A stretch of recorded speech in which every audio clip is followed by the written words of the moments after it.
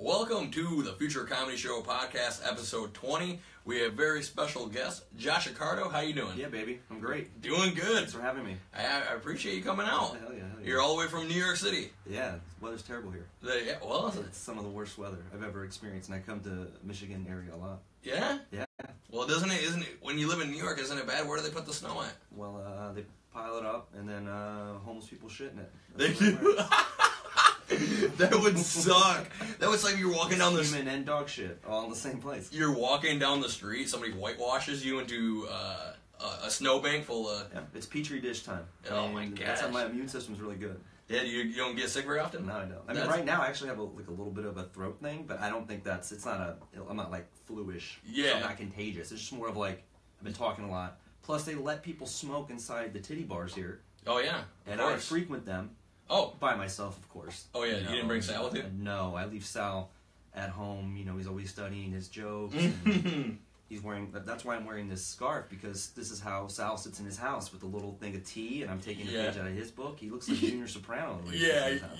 Well, I like the TV dinner. I like the scarf. You're the fanciest person we've had on the podcast by far. That's what I was aiming for. When I came to Saginaw, I should have came in my tuxedo. That's what I should have done. Well, you should have. I mean, damn, that would have been great. Pack that I would have done at Mike, but it didn't work out. Next time. Very exciting stuff. You're actually in Detroit for a reason, right? Yeah. Can you just... So, what's great is I want to mention this up front, just to give a little context. We shot this really great web series that I wrote called Detour Detroit. Myself and Sal Demilio, we're starring in it. Oh. We use a lot of great local comics, too. I use a lot of great people from the local scene, acting-wise. Yeah. We shot at a place called Captain Joe's, the owner out there is a friend of ours, and he fucking really laid out the red carpet for us. Awesome. Michigan's been really good to me, specifically Detroit. I'm back now because we're still trying to build up that following here to make sure when I come back, probably closer to the fall, when we're going to show this thing to everybody, that we can get people out to do that. I kind of want to make Detroit my second home in a way for the arts, because I feel like it's an underrated city that has a lot of shit that people don't ever really recognize, right? Yeah. You got gambling, you got great bars, you got a great downtown scene that's building right now. Yeah. And I feel like I want to be on the cusp of that, on the forefront. Yeah. So I'm trying to make it a point to come out as much as possible to work and do shows to try to build up that fan base and that following. So I'm in town now to do a few shows with Sally D. Yep. And I'm pumped. I love coming out here. Usually the crowds are really great. The people are really sweet. It's a good time. You're going to have a great show tonight at Bottoms Up. I can't wait. I've been hearing nothing but good things. 8 o'clock. It's a nice little bar in Bay City, and the locals come out. They're having a good time. Actually, somebody who... anyone with big booties. I'm a big booty fan. Oh, big booty fan. I'm a big booty fan. So anyone that looks like half woman, half centaur, please come. Please come out tonight to my show. There we go. Well, Tony's coming out. I'm not sure if he has a big booty, but... well, whatever, Tony. I'll take whatever I can get. He says, is it time for tea? Yeah, we're drinking tea. I'm drinking coffee because I need the caffeine. Yeah. But the tea... The tea, that's fancy. That's what I'm saying. I'll be drinking vodka straight when I get to the show. So yeah, well, brandy or we'll have it all ready. The nighttime is the right time, Mike. Yeah, and that's when I get loose. You're gonna get loose. Son of a bitch! I'm gonna bring this snowman with me, and we're gonna do all kinds of weird shit. Well, that's my mom's snowman, so please take it easy. All right, this is all I apologize. I might be butt fucking your snowman, but that's part of the arts. Yeah, well, cookies usually go in there, but whatever you want to do.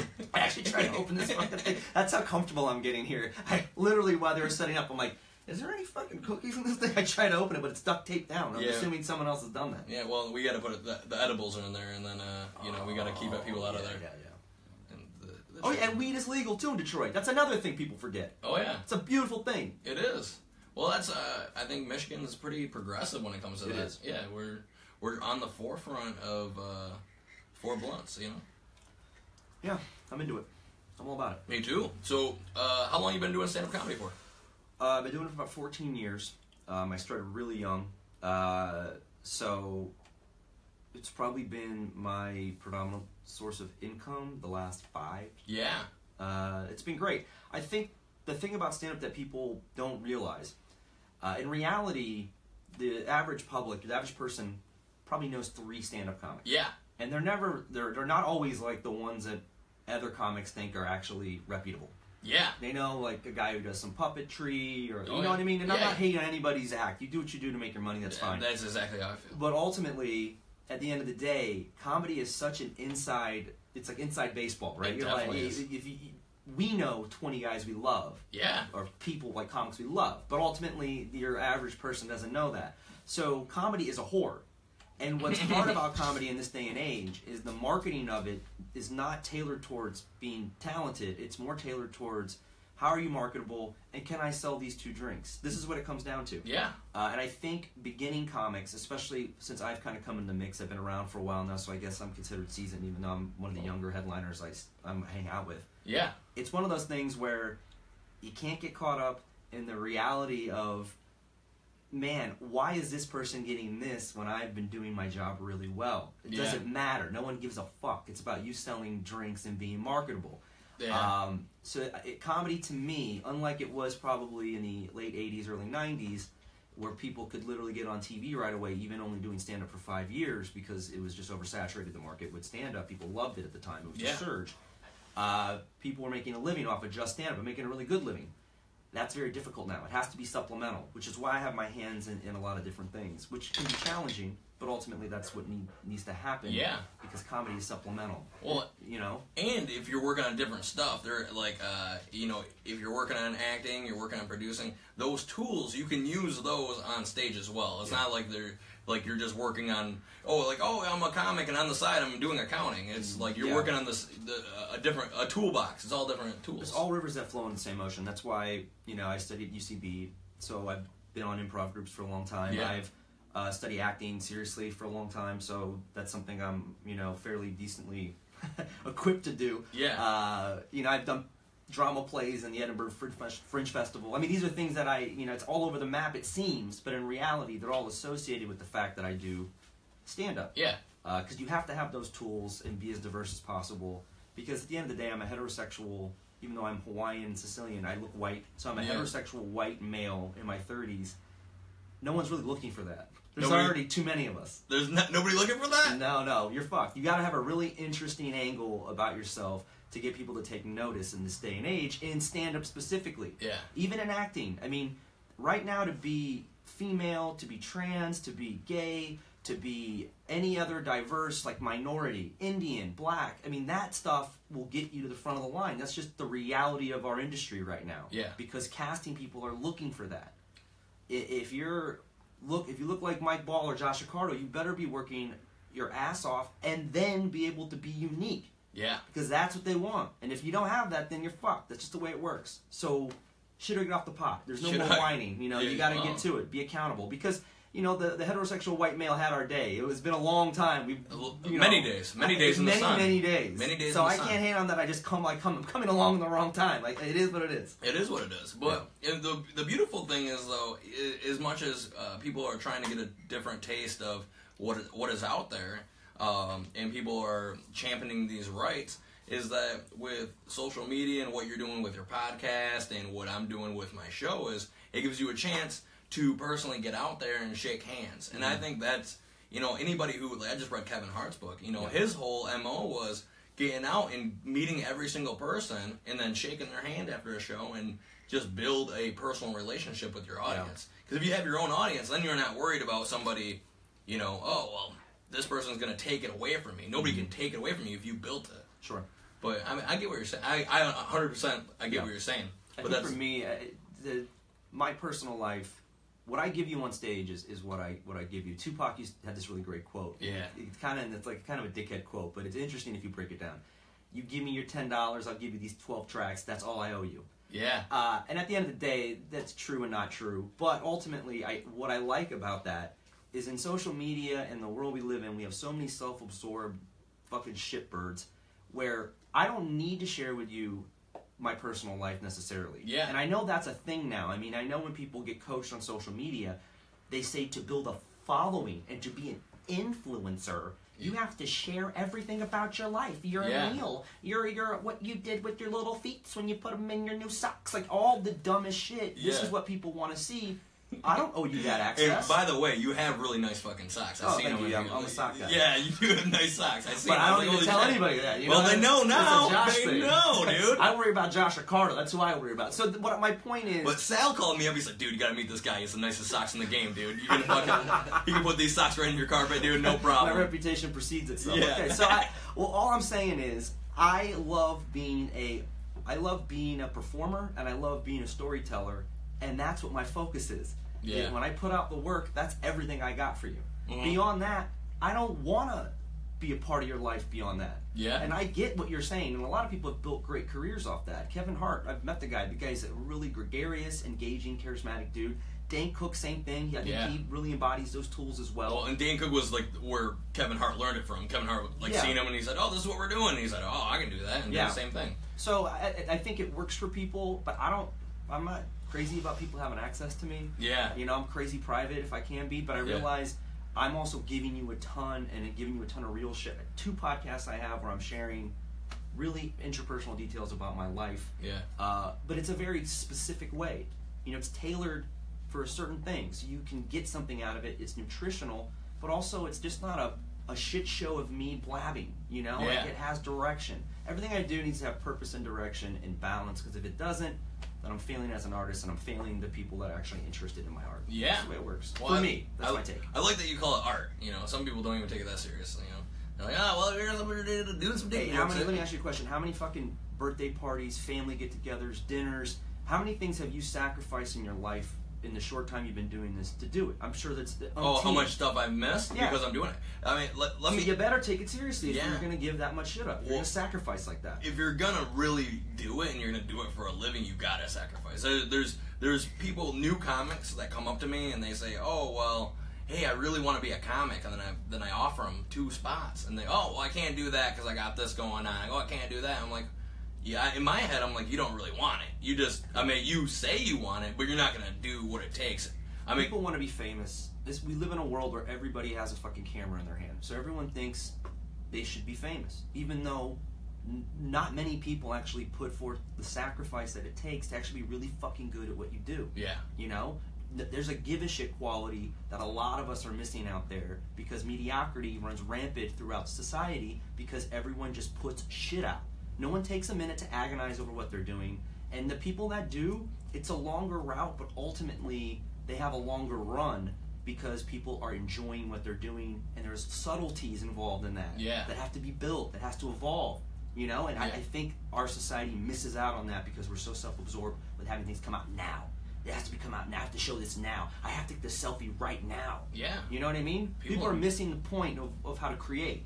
So when people go, I want to be a stand-up. Well, great. You know, it's probably the hardest fucking job ever, right? Well, yeah. It's terrible job. It's not a fun job. It picks you. You don't pick it. It's brutal. The best part is the performing. I mean, everything else that goes along with it is like. And everything else is 90%. The performing is 10% of it. Yeah, that's what I mean. The performing makes it all worth it. The laughs and you know and like the friendships you make. Like I met Sal last year. Like probably actually 1 year ago. Actually, probably coming up here very soon. And you know that's what keeps you doing it is the good friendships and having good performances.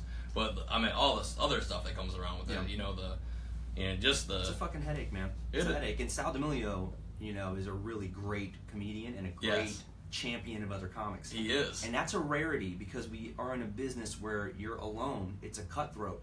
It's filled with scabs. It's filled with people dying to take your spots. And as you move further and further up the ranks, the more prevalent this becomes. Seeing people that would love to see you fall so they can get your weekend at Chuckle Huts. I mean, it's a cutthroat industry. It's not all fun and games. I have a very, very small pool of comics that I trust or want to be around. Yeah. Because our personality conflicts, the things that make us great on stage, a lot of times aren't very good in real life to be around. Oh. I mean, that's why a lot of us are drug addicts or alcoholics or have, you know, I have tons of personal issues I've had to work through. Yeah. And all of that stuff was self-serving because I was in a career that celebrated them. I could go up on stage and talk about it. And I was alone. Yeah. You know, and he who travels alone travels fastest. So at the end of the day, it's an alone job, which is hard for people to realize. And having a guy like Sally D, there's very, very few people that embody, like, hey, I really want to help other comics. It's hard to find. And Sal did. And Sal took me along. I mean, when a lot of other people wouldn't give me the shot, or even still now today, it's like I'm working comic. That's what I do for a living. I'm working 5-6 days a week. And there's some people who don't want to give me a shot, but not Sal. Sal's like, you come do this. I'm like, I have a night off. He's like, well, just come do a guest spot. Come do this. Come do this. Keeps me working. Gives me good advice. Keeps my head up. Because a lot of people, they just want, like, you'd be amazed on how people. You already know. You've been doing it for 14 years. I had somebody personally call me up and tell me, like, you're not ready, dude. What are you doing this? And I was like, why would you call me to say this? Like, what is your MO? But then you figure out, just like you said, they don't want you doing it. I'm always intrigued by pockets of comics in different cities because I live in probably the mecca of stand-up in New York City. Those conversations rarely happen. When they do happen, they happen on a much larger level, right? It's not some random guy, some random road comic calling me. It's a guy who's very well known calling me. You know what I mean? It's not, it gets bigger. So when I hear about people offering their 2 cents to somebody that didn't ask for it, what horse does he have in this race, this person who called you? What does it matter what you're doing?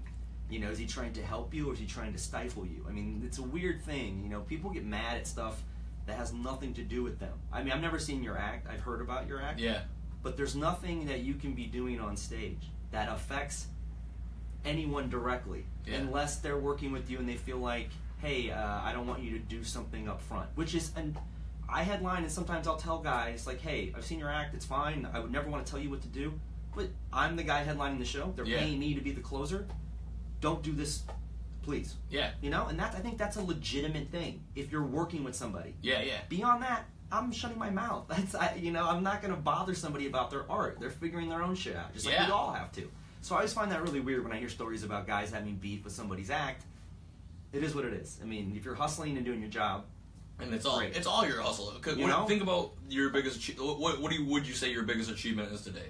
What are you most proud of? The Edinburgh Fringe Festival, and to be a lead in a basically a 2-spot play, meaning only one other person was in it, and that was a huge deal because that is a really prominent, sought after achievement for people to be in Edinburgh. It's where it started. In Scotland, it's the granddaddy of them all. The Fringe is a big deal, and to be in that play, it's an hour-long play, dialogue heavy, a dramatic performance.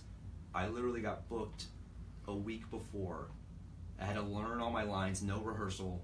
My rehearsal was the first show. Yeah. It was reviewed, by numerous critics, and it went really well. That to me, because it encompassed everything I'm about. It's like working on the fly, because I'm an improv guy. Yeah. So it's working on the fly, then it's having to prep against all odds, which to me is like a shitty bar show that I'm really good at. It's having to turn over an audience and go, hey, this is not an ideal situation as a performer, but I'm putting myself in it. It's something I'm good at. And like all the stuff that I've been cutting my teeth on for 14 years. Yeah, it's all coming in. It's coming exactly. So for me, right now, that would probably be one of my biggest accomplishments. Congratulations. Thanks, man. That's huge. Yeah, that's huge. It. Thanks. What got you interested? 14 years ago, there was open mic. You seen it? So I played football in college, and when I was a kid, I loved stand-up. Yeah. Like secretly. I was like a secret theater nerd without being able to be in theater because I played sports and I didn't want anyone to know that I had this little secret, this dirty secret of getting into the theater. Yeah. And my last year of playing college, I was getting in arguments with the offensive coordinator, and I knew like I needed his support to actually move further on with what I was doing, and I just kind of lost a lot of focus and a lot of love for the game. And I just decided, I really want to just try stand-up because I've been thinking about it for years, ever since I was probably 16. Yeah. And then I ended up calling up the local comedy store, and I was like, hey, how can I get up? I'm only 20. And they were like, well, you got to actually come in, stand outside, run in, run out after you do your set. And so I did it, and then, I was really confident. Yeah. Which I wasn't good. No one's good. Yeah, not in the beginning. It's terrible. Yeah. I was terrible, but I was really confident, so it came off like I knew what I was doing. And that's a very key. key. I stayed. In the La Jolla, that's where I started. It's a sister club of the big one in Hollywood. Yep, so it's south of there? Well, yeah, it's in San Diego. Yep. So, very, very great club. Met a lot of great people. And then 4 years in, I was deciding where to move.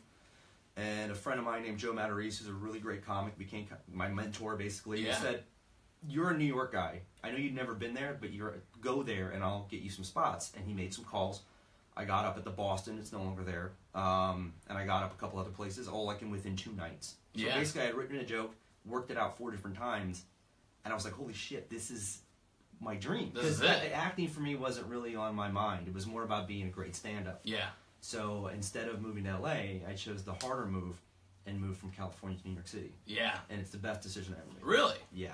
Really? Even though my trajectory has been more in cinema and TV over the course of the last 7 years, I know I probably would have got more stuff in that realm if I would have moved to LA. Yeah. New York has made everything for me 10 times better.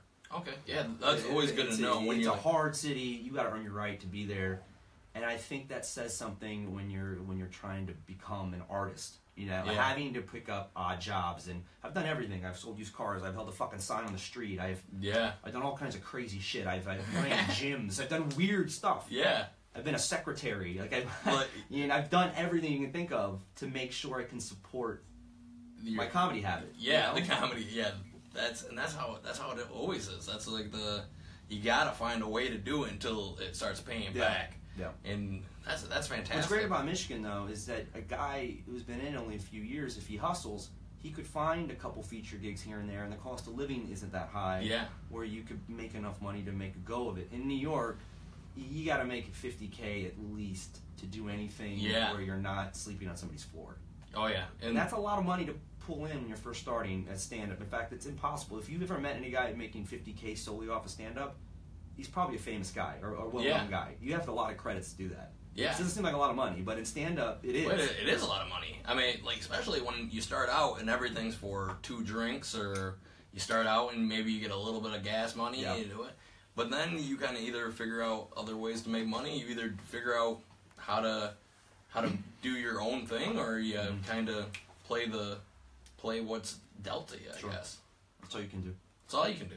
So what do you want to move to? I mean, what's your move? My whole idea is right now is just filling up the calendar, and then keep working with good guys like Sal and yourself, and surround myself with really talented people, and have them on my show, the Future Comedy Show. Yep. Keep building the brand, and then hopefully just keep getting better. My whole thing is always working, always getting better, and that's why. And that was why I started a show in the first place, was to get stage time.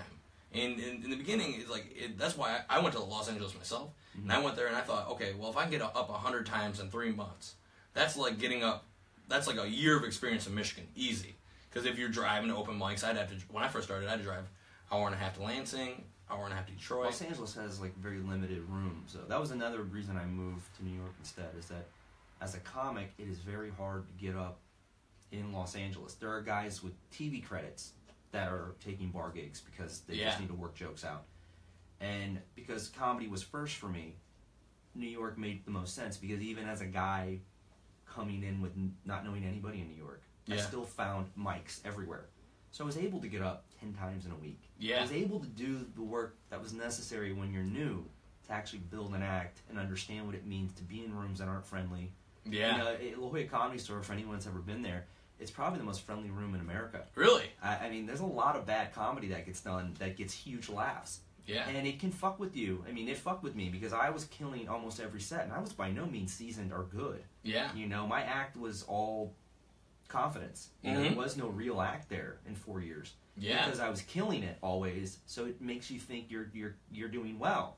When in reality, you're not. And when you have to go in front of 5 people that are tourists, and it's fucking 10 degrees out, and you're in some, 12 a.m. spot, they're tired. That's where, you separate the men from the boys. That's when you know you got an act. Yeah. You know what you mean? Definitely. That's when you know you're working.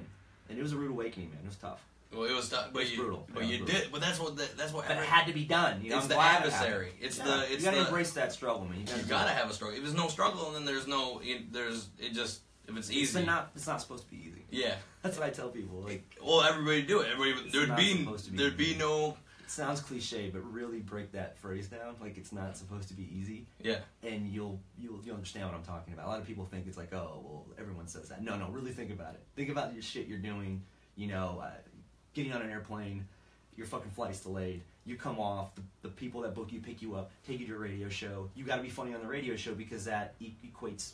How much you're gonna make. Then you get off, and then you fucking have to go back to your hotel room. You iron your clothes, try to get your mind right. People's banging on your door. The heater doesn't work. There's all kinds of shit in there. Yeah. That you think, oh, but this is supposed to be glamorous, right? Yeah. Well, yeah. Fuck that shit, man. It's not glamorous, man. It's like that's. You gotta revel in that shit. Like I get excited, like, oh yeah, throw some more shit at me. Let's figure it out. Let's see how well I can do when you keep throwing shit at me. In fact, it fucks me up when shit's easy. Like when it's just when stuff's going smooth, I don't know what to do. Yeah, no. I'm like, why? How do I do this? How do I just walk in and do the show? I mean, I've never had to do that. I mean, I have to punch a guy in the face? The heckler? I mean, I'm ready to roll. Like, I'm coming real heavy. So sometimes I have to like step back a little bit and go, hey, it's going well. So just enjoy the smooth ride that you have. I would love seeing you on the stage with your scarf, like like I'm gonna fucking get you, heckler. Like I'm gonna like, flip it around your neck. Don't let the smooth taste fool you, man. I'll chip your teeth. Like. Yeah, the Bay City people, they better do that. We got some people, okay, we got, Jay Harris, he said, I swear he's speaking the truth. I think he's talking about you, Thank you. That's dope. Jay's a very talented comic out of Flint. Ryan Mansfield said, hey Mike, good to see you're still sticking with what you're passionate about. Keep up the good work, bud. We went to high school together. Good to see you, Ryan. That's pretty cool. People are watching. We got a few viewers. Sal's over there watching it on my lazy boy. That's all I care about is just Sal watching me. Yeah, Sal's having a good time. Sal's rubbing his tip as we speak. He's just leaning back, his legs up. That Sally D tip. I rub the tip, and that's what I do. I watch and I rub the tip. It's show business, kid. That's great. That's great. You said you're working on that show in Detroit. What's that show in Detroit called? It's called Detour Detroit. It's a web series I wrote because I was coming here with Sal a lot. Yeah. And I started to kind of fall in love with Detroit. My family, my dad's side, is based out here. Yeah.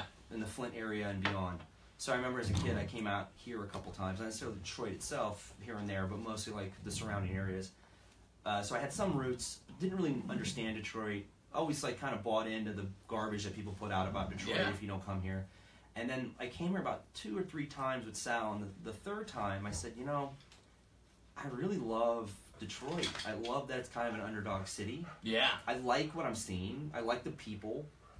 I have roots here, so it's not out of character for me to want to write about it. Yeah. So I said, you know what? And he thought it was bullshit. I said, you know what I'm gonna do? I'm gonna write 5 episodes of a show. Yeah. And he just kind of looked at me like, okay. We'll see. A lot of people say stuff. Yeah, and then, 2.5, 3 months later, I sent him the scripts.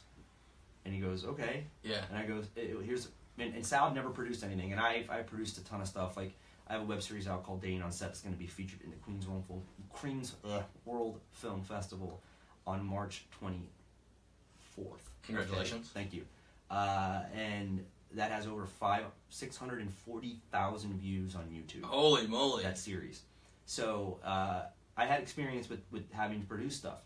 So I knew I could kind of walk him through things, and I would take care of the rest. So Sal ended up finding a lot of great people to work with. Yeah. And I said, okay, we're going to shoot this in 24 hours. Oh, nice. It's actually 16 hours. We shot, for Dating on Set, I shot 5 episodes in 18 hours with a full crew. Holy moly. Probably about 8 people. Is that, not counting the actors. Is that pretty expensive to do? Or not if you're in the industry and you know people and they like your work. Some people will do it for cost or, so they don't lose money because they want to work with you. So luckily, I found a lot of people that saw my work that wanted to do it because it would be good for their reel and their resume. Yeah.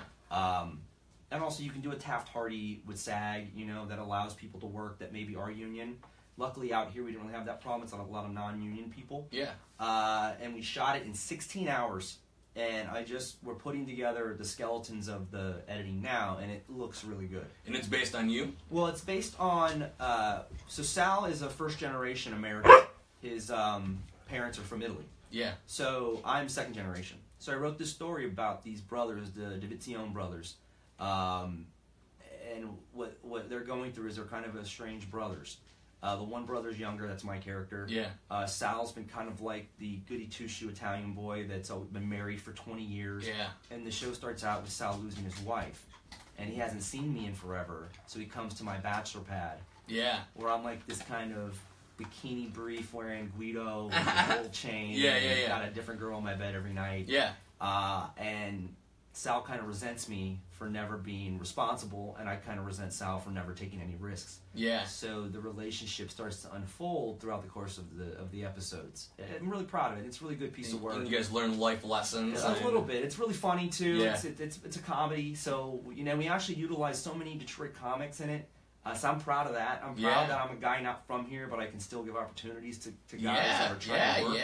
And also some local actresses are in it, which is great. I just love that I love the phrase "use the whole buffalo," and I think when it came to Detroit, we utilized everything. I mean, we shot all the major scenes in Detroit, the Joe Louis Steps, Motown. I mean, we really took Detroit as a character and threw it in there and mashed it up together, and still were able to pull off a pretty unique story. So, I'm proud of it. That's awesome. Yeah, that's exciting. I'm excited to see that. It's good. And Sally D is acting, man. He's doing Sal his is thing. an older brother. Yeah, I can see He's that. killing it, man. I can see that. And he speaks Italian, and I wrote some parts we can actually speak.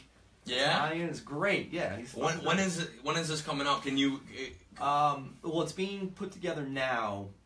The way it's looking now, it's probably going to take me, the editing room, probably another month and a half to get it where it needs to be. I kind of take a long time. I agonize. Yeah. So it's going to take me a while, but in a month and a half, I think it'll be somewhere in a good place where I can start submitting it to festivals. Yeah. And it won't be online for a while because it has to go through the festival run.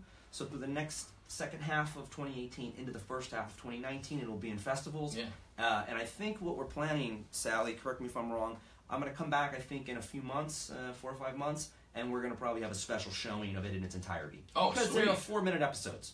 Yeah. So there's 4 or 5 episodes. It'll probably be about a 25-minute runtime total. Maybe do a comedy show up front with some of the people from the show. Oh, that'd be awesome. Show it after, and then an after party for the cast and any friends. Yeah. So I think it'll be a good thing. That'd be awesome. So maybe I'll come back and we'll plug it on your podcast. Oh, well, we can plug it. We can, and I can share it on the Future Comedy Show page and all that kind of stuff. That's easy to do. That's wait. If there's anybody out there that's watching that wants to get into film, what would you say? Just move to New York, or what do you think? I think now with technology the way it is, it's good and bad because now people have the access to make really beautiful looking shit, but also they're not trained to do it. Yeah. So I think for anyone that's serious about being a director or being a writer or any aspect of film, I would suggest taking a course in filmmaking anywhere you can get it, even if it's just a 3-month thing. At college, go to your local college, junior college, wherever you can go, community college, wherever they offer like filmmaking, just to get the basics down. Yeah. Because as an actor, what people forget, especially if you don't do on-camera acting, is on-camera acting, it's about reacting because they need to make sure they keep your close-up. So, for example, if you and I are doing a scene and it's your turn to talk, and your dialogue, I have to make sure I don't blink a bunch, I don't move my head a bunch, and I have a reaction to what you're saying. Yeah. So I stay in the fucking cut. In the front, because they cut you out. They won't cut back to you if you're moving your head. I mean, this is stuff that people don't realize.